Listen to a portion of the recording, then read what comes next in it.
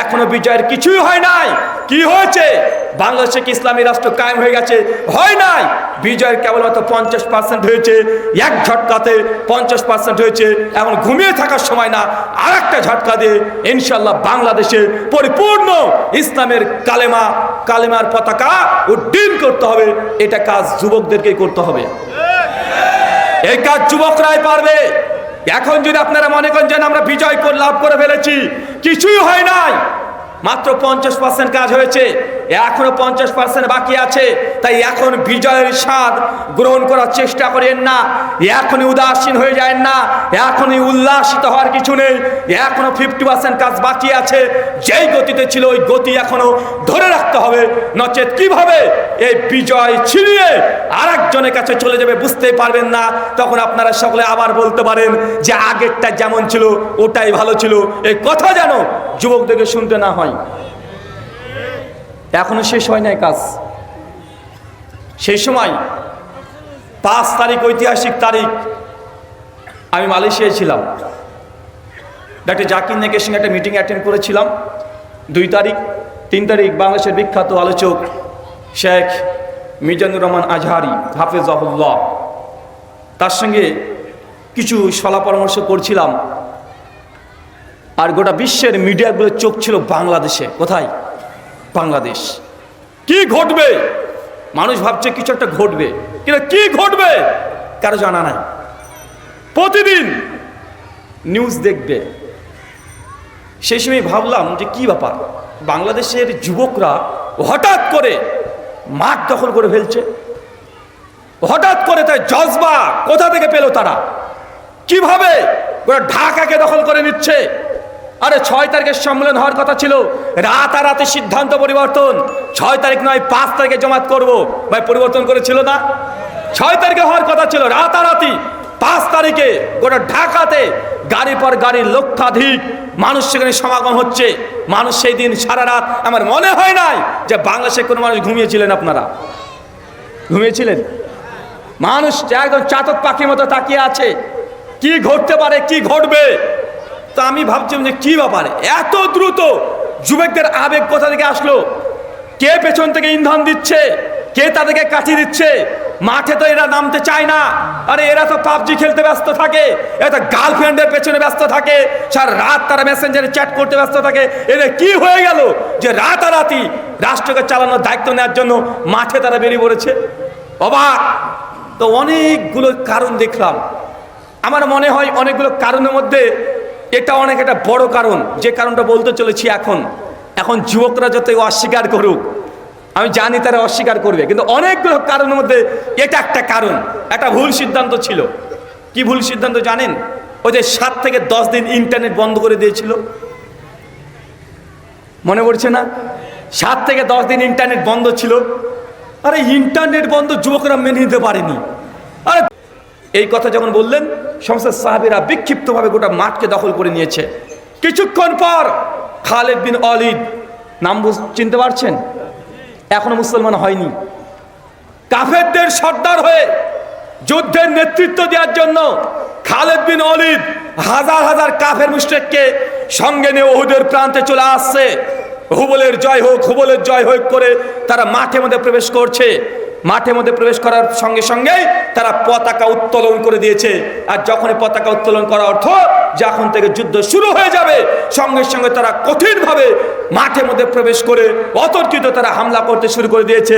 সমস্ত মুসলিমরা সঙ্গে সঙ্গে তাদের সঙ্গে মর্মান্তিক লড়াই, যুদ্ধ করে উপর থেকে সাহাবীরা বিক্ষিপ্তভাবে তীর ছুড়ে কয়েক ঘন্টার মধ্যে উহুদের প্রান্তে যতগুলো কাফের ছিল সবগুলো মাঠ ত্যাগ করে দৌড়তে শুরু করে দিয়েছে। কয়েক ঘন্টায় সমস্ত কাফের মাঠ পরিষ্কার, মাঠ ফাঁকা হয়ে গেছে, মুসলমানরা জিতে গেছে। দেখছে একজন কাফেরও নাই। নারীরা তাদের পোশাক খুলে থুয়ে পালাচ্ছে, অন্যান্য কাফেররা তারা পালিয়েছে, জুতো যা আছে সব থুয়ে পালিয়ে যাচ্ছে। মুসলমানরা দেখছে আমরা বিজয় লাভ করেছি, তারা উল্লাসিত, তারা আনন্দিত, তাকবীরের ধ্বনি দিচ্ছে। মনে মধ্যে হাসির ঝলক চলে এসেছে যে আমরা স্বপ্ন দেখেছিলাম আল্লাহর নবী যে আমরা যুদ্ধে হেরে যাব, কিন্তু আলহামদুলিল্লাহ আল্লাহ আমাদেরকে বিজয় দান করেছে, আমরা জিতে গেছি। উল্লাসিত হচ্ছে যেন আজকে বাংলাদেশের মানুষ হচ্ছেন। আপনার উল্লাসিত না, খুশি না, তাকবীরের ধ্বনি উঠছে না, মনে হচ্ছে আপনারা বিজয় লাভ করে ফেলেছেন। জেনে রাখেন বিজয়ের কিছুই এখনো করতে পারেন নাই। সূরা যুখরুফ আয়াত নম্বর 23 এবং 24 বিভিন্ন জায়গায় আল্লাহ কোরআন মাজিদে একটা কথা বলছে। কি বলছে? ওয়া ইযা কিলা লাহুম তাআলাউ মা আনজালাল্লাহ ওয়া ইলা রাসূল ক্বালু হাসবুনা মা আজাদনা আলাইহি আবাআনা আওয়ালাউ কানা আবাহুম লা ইয়ালামুনা শাইয়া ওয়ালা ইয়াহতাদুন। আল্লাহ বলছেন ওয়া ইযা কিলা লাহুম, হে নবী আপনি যখন মানুষকে আহ্বান করবেন, ডাকবেন, তাআলাউ মা আনজালা, এইদিকে আসো, এইদিকে আসো, আনজালাল্লাহ, যা কিছু আল্লাহ অবতীর্ণ করছে মানে আল কোরআন, ওয়াইলার রসুল, এবং রসুল যে আদর্শ দিয়েছে সেদিকে আসো। এক শ্রেণী মানুষ তখন বলে উঠবে, তোমাকে দেখবে, কলু, তারা বলবে, হাসবুনা, আরে আমাদের জন্য তো যথেষ্ট, মা আযাদনা আলাইহি আবা আনা, আমরা তো ওই পথে চলবো যেই পথে আমাদের বাপ দাদাকে পেয়েছি। বলেন তো এমন মানুষ এখন বাংলাদেশে আছে না নাই? যখনই বলবেন যে কোরআনের দিকে এসো, নবী যে সুন্নাহ দিয়েছে, নবী যে আদিষ্ট করেছে সেই দিকে আসো, সমাজের এক শ্রেণী মানুষ আজকের দিনেও বলবে, আরে আমরা তো ওই পথেই, আমরা তো ওটা পেয়ে খুশি হয়ে গেছি, আমরা তো ওটাই আমাদের জন্য যথেষ্ট, যেই পথে আমাদের বাপ দাদাকে পেয়েছি। আল্লাহ সুবহানাহু ওয়া তাআলা বলছেন তাদের বাপ দাদা যদি অজ্ঞ, জাহেল, মূর্খ হয় তারপরে সেই দিকে ফিরে যাবে। তার মানে আপনাকে বুঝতে হবে গোটা বিশ্ব জগতে বিপর্যয় নেমে আসার মৌলিক কারণ নবীর আদর্শকে বাদ দিয়ে মুসলিম উম্মাহ অন্য কোনো ব্যক্তিকে আদর্শ হিসেবে গ্রহণ করে নিয়েছে। সুন্নাত হচ্ছে রক্ষা কবচ। কি বললাম বলেন তো? সুন্নাত হলো রক্ষা কবচ। যখনই বিপর্যয় আসবে সুন্নাতকে যত আঁকড়ে ধরবেন, নবীর আদেশকে যতটা আঁকড়ে ধরতে পারবেন, ততই আপনি সফলতার দ্বার প্রান্তে পৌঁছে যাবেন। আর যে নবীর আদর্শকে যদি গ্রহণ না করে অন্য করে আদর্শকে যদি গ্রহণ করে নেন, অবশ্যই দুনিয়াতে বিপর্যয় আসবে। চলেন একটা হাদিস থেকে আপনাকে ঘটনাটা শুনিয়ে দিই। সহিহ বুখারী খুলবেন, কিতাবুল জিহাদ, ওহুদের যুদ্ধ অধ্যায়, হাদিস নাম্বার 3039। কত বললাম বলেন তো? 3039। মনে রাখেন, বাই থেকে হাদিসটা পড়বেন, লম্বা হাদিস, অত বৃহৎ করে বলা যাবে না। তারপর আপনাকে সংক্ষিপ্ত রূপে আজকে বর্তমান বাংলাদেশের প্রেক্ষাপটকে সামনে রেখে আপনাকে এই কথাটা বলতে চাই। এই হাদিসের সঙ্গে বাংলাদেশের প্রেক্ষাপট আজকে সেম টু সেম আমার মনে হচ্ছে মিলে যাচ্ছে। সে বুখারী 3039 বৃহৎ করে এসেছে, আরো বিভিন্ন ত্রুক হাদিসে জমা আছে।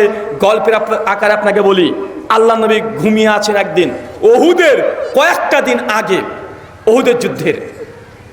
আল্লাহ নবী স্বপ্ন দেখছেন, স্বপ্নে দেখছেন যে নবীর সাহাবীরা একদম রক্তাক্ত অবস্থায় ওহুদের প্রান্তে পড়ে আছে।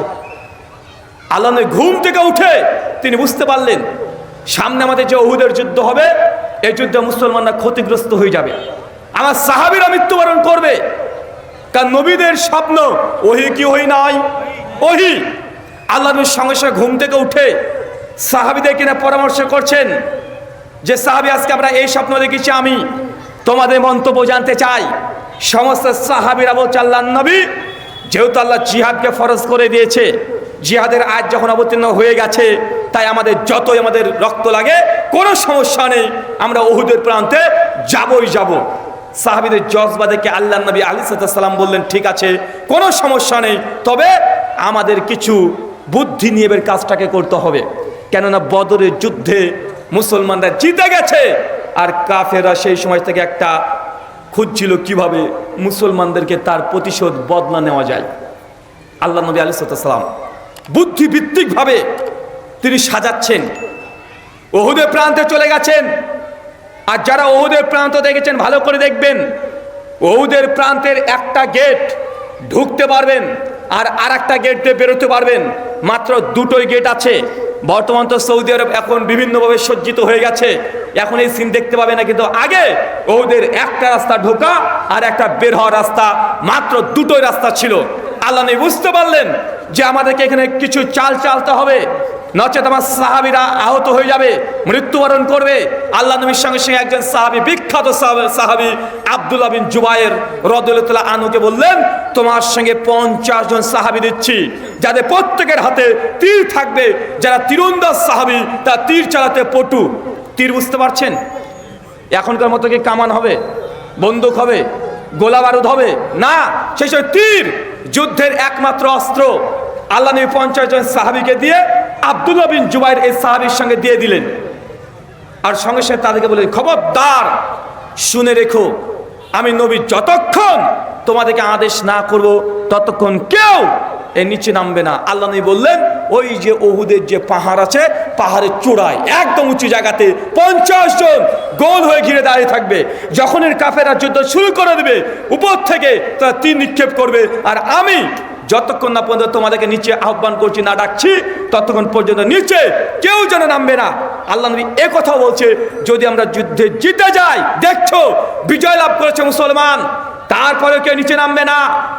অথবা যদি দেখো যে মুসলমানরা মৃত্যুবরণ করছে, তোমাদের ভাইয়েরা মৃত্যুবরণ করছে, আমাকে হত্যা করা হচ্ছে, তারপরে যতক্ষণ নামে আদেশ করব ততক্ষণ পাহাড়ের চূড়া থেকে কেউ নামবে না। আল্লাহ নবী এই কথা বলে 50 জন সাহাবী সহ আব্দুল্লাহ বিন জুবাইরকে পাহাড়ের চূড়ায় তুলে দিলেন। তারা উপরে চলে গেল। 50 জন সাহাবী গোল হয়ে তারা তীর ধরে অপেক্ষা করছে। বিভিন্ন ঘটনা আছে, ওদের মর্মান্তিক ঘটনা আছে, সবগুলোকে টাচ করা যাবে না।